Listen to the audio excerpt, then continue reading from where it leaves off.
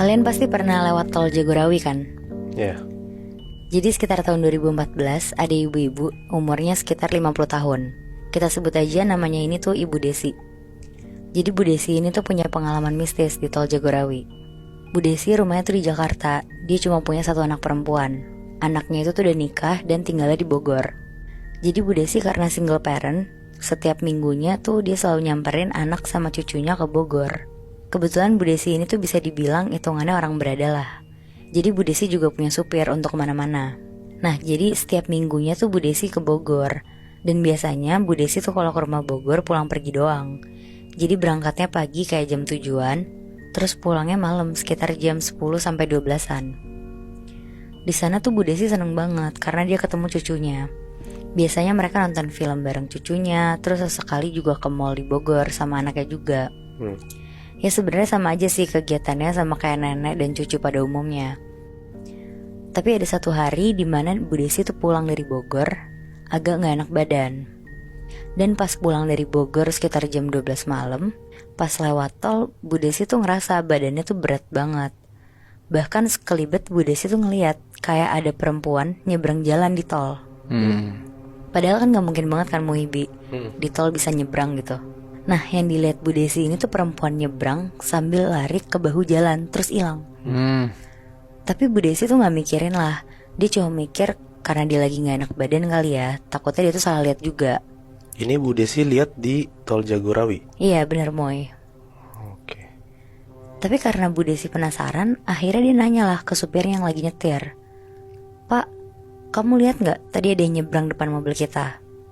Supirnya tuh bilang kalau dia tuh gak lihat apa-apa. Jadi kan ngobrol lewat kaca spion tengah ya Muibi, yang di tengah. Sambil supirnya ngomong gak lihat bu, supirnya tuh lihat ke tengah spion itu. Tapi di sela-sela ngomong itu, supirnya tuh ngelihat ada perempuan duduk di belakang Bu Desi sambil nunduk. Karena supirnya takut, akhirnya supirnya langsung lihat ke depan dan fokus nyetir aja sambil merinding. Berkali-kali dia ngecek ke jok belakang lewat spion itu, masih ada sosok perempuan ini. Gak hilang-hilang. Gak hilang-hilang Moy.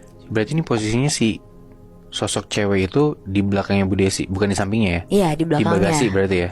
Iya Bi, di kursi yang paling belakang, yang ke bagasi gitu loh. Nah tapi pas keluar pintu tol, tiba-tiba tuh sosok ini hilang. Akhirnya pas udah mau sampai rumah, supirnya bilang lah ke Bu Desi kalau dia tuh ngelihat ada perempuan duduk di jok paling belakang. Ngedenger itu Bu Desi tuh kaget banget kan. Dia mikir mana dia juga tinggal sendiri. Akhirnya dia sampai rumah langsung mandi, sholat, terus tidur. Singkat cerita, pas Bu Desi bangun dia tuh gak kenapa-napa dan ngerasa lebih lega. Nah akhirnya seminggu kemudian Bu Desi berangkat lagi nih ke Bogor, ke rumah anaknya. Dia berangkat sekitar jam 6 pagi. Selama di perjalanan cucunya Bu Desi ini tuh juga udah nelfonin terus. Pas udah sampai sana sekitar jam 8 pagi, Bu Desi langsung main sama cucunya. Ngobrol sama anaknya, terus ceritalah ke anaknya, namanya Wina. Bu Desi bilang kalau seminggu lalu pas dia pulang dari rumah Wina, Bu Desi tuh ngeliat ada perempuan nyebrang di tol, dan kata supirnya ada perempuan juga ikut duduk di jok mobil belakang. Tapi ya Wina denger emang kaget. Cuma Wina bilang kalau dia lewat situ tuh gak pernah ada macem-macem. Terus Wina bilang juga mungkin ibu karena lagi gak enak badan aja kali, jadi sensitif. Biasanya ibu lewat situ juga belum pernah ngeliat kan, baru kali ini aja. Bu Desi disitu setuju sih sama omongannya Wina, karena ya emang bener kan. Iya. Selama Bu Desi bolak-balik Jakarta Bogor tuh baru pertama kali juga Bu Desi ngeliat itu. Pas mereka berdua lagi asik ngobrol, tiba-tiba suaminya si Wina, namanya Arkan, dia datang terus nimbrung ke omongannya mereka berdua. Tanpa basa-basi si Arkan tuh langsung bilang, ibu ngeliat juga bu? Terus Bu Desi bilang, iya ibu lihat minggu lalu pas pulang dari sini, katanya ngikut duduk di jok mobil. Terus Arkan bilang, teman Arkan juga ada tuh bu yang diikutin, tapi dia duduk di jok depan samping supir. Wah. Tapi gak ganggu sih bu, gak lama hilang. Dengar Arkan ngomong gitu makin panik lah si Bu Desi ini. Akhirnya Bu Desi gak mau ngomongin itu lagi kan. Bu Desi lanjut main sama cucunya, makan siang bareng. Pokoknya Bu Desi ngabisin waktu di hari itu sama cucunya. Sekitar jam 10 malam Bu Desi tuh mau pulang. Pas mau pulang Arkan nyeletuk ke Bu Desi, bu kalau ngeliat lagi gak usah dipikirin ya, iseng doang paling. Terus Bu Desi bilang, iya semoga gak ketemu lagi ya. Akhirnya pulanglah Bu Desi sama supirnya berdua. Pas udah di perjalanan pulang, Bu Desi lupa banget. Dia baru ingat kalau dia tuh belum sholat isya. Akhirnya Bu Desi bilang ke supirnya untuk berhenti di salah satu rest area. Dia bilang mau sholat isya dulu, soalnya kalau udah sampai rumah tuh takut udah capek dan males kan akhirnya. Supirnya berhenti di rest area tol Jagorawi. Terus Bu Desi masuklah ke masjidnya. Karena itu juga udah mau jam 11 malam, jadi kondisinya sepi banget kan. Tapi masjidnya tuh tetap terang banget, makanya Bu Desi tuh gak takut. Akhirnya Bu Desi ngambil wudhu, terus gak lama jalan ke dalam masjidnya. Bu Desi lagi mau pakai mukena, tiba-tiba ada perempuan berdiri di sebelah kiri Bu Desi. Si perempuan ini tuh ngelempar mukena warna hitam polos ke sejadah masjid bawahnya ini. Bu Desi ngeliatnya lega kan, kayak wah alhamdulillah ada orang juga, jadi ada temennya. Akhirnya Bu Desi mulai sholat. Pas lagi sholat kan ekor mata kita bisa ngeliat ya. Apalagi jarak orang sholat kan juga gak jauh-jauhan kan, dempet. Bu Desi tuh ngeliat perempuan yang sholat pakai mukena hitam ini tuh sholat juga.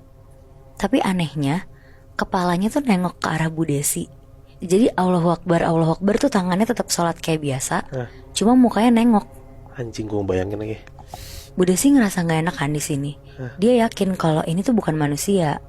Akhirnya Bu Desi tetap berusaha lanjut untuk selesaiin sholatnya. Tapi pas Bu Desi posisinya masih berdiri, tiba-tiba perempuan ini tuh udah berubah posisi jadi ruku.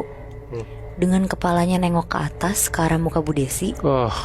Terus Bu Desi tuh ngeliat dengan jelas banget. Mukanya cewek ini tuh agak penyok, ada darah di kepalanya dan kayak agak bau gitu loh. Fuck lah. Bu Desi di situ kaget banget. Dia udah merinding dan lemes banget. Tapi dia lanjut sholat dengan keadaan merem. Sambil baca-bacaan sholat, dalam hati Bu Desi, dia tuh takut banget pas dia salam nanti pasti banget bakal tatap-tatapan sama muka perempuan ini. Iya lagi anjing. Anjing, gue takut banget maksud. Akhirnya Bu Desi beraniin diri nih, salam ke kanan dulu.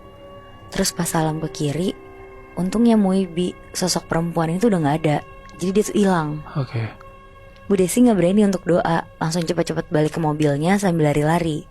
Dia langsung telepon Wina sama Arkan terus nyeritain kejadian di masjid tadi. Dengar ibunya panik banget, akhirnya Wina sama Arkan bilang kalau besok mereka tuh ke Jakarta buat nemenin Bu Desi. Akhirnya Bu Desi pulang ke rumah. Besok paginya Bu Desi bangun tidur udah ada Arkan sama Wina sama cucunya juga. Arkan bilang ke Bu Desi, dia cerita ke temennya apa yang Bu Desi alamin semalam. Dan kata temennya, di dekat tol situ tuh ada korban pembunuhan yang sengaja dibuang pelaku buat ngilangin jejak. Mereka juga belum tahu sih kalau sosok perempuan itu tuh korban pembunuhan ini atau bukan. Tapi ngedenger itu Bu Desi tuh jadi takut buat lewat tol itu lagi. Itu memang pasti korban pembunuhan gak sih? Yang mayatnya dibuang di tol Jagorawi? Iya bisa jadi sih Moy, soalnya kan tadi si Arkan bilang ada pembunuhan yang dibuang di tol. Dan katanya itu tuh cewek. Ya bisa jadi emang si perempuan itu yang ganggu Bu Desi. Duh, gue masih merinding banget lagi. Ngebayangin lu lagi sholat sendirian malam-malam, dan tiba-tiba ada sosok yang ikut sholat bareng lu, dan lu tahu sosok ini tuh ngeliatin lu sepanjang lu lagi sholat. Anjir, parah banget. Aduh iya banget lagi Bi. Tapi kayak gue mikirnya dari tadi, kan gue bilang ya, tempat pembuangan mayat gue itu terkenal di Rawa Bangke yang sekarang jadi Rawa Bunga kan. Cerita lo kan juga di Cibubur yang ketemunya di tol deket Cibubur ya Bi? Di deket gerbang tol Cibubur, Mei. Kalau lo bilang kan di deket rest area dari arah Bogor ke Jakarta kan? Itu kan ada 2 rest area gak sih?